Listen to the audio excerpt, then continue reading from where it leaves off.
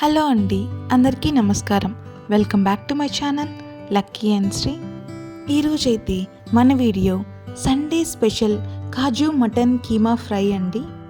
ముందుగా కడాయిలో 4 to 5 table spoon oil తీసుకొని జీడిపప్పు అన్ని దాంట్లో వేసానండి. కాజు యాడ్ చేస్తే ఆ టేస్టే వేరండి కీమా ఫ్రైకి.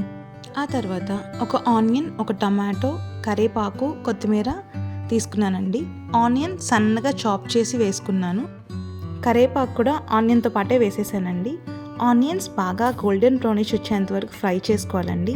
ఆ తర్వాత టమోటా ప్యూరీ యాడ్ చేశానండి. టమోటా ప్యూరీ కూడా బాగా మిక్స్ అయ్యేలాగా బాగా ఫ్రై చేసుకోండి.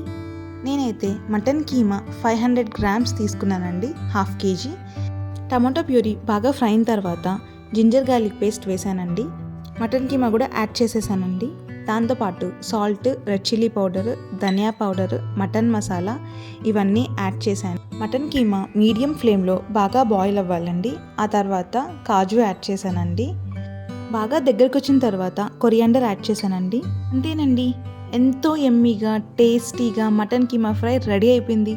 మీరు కూడా ఒకసారి ట్రై చేసి చూడండి.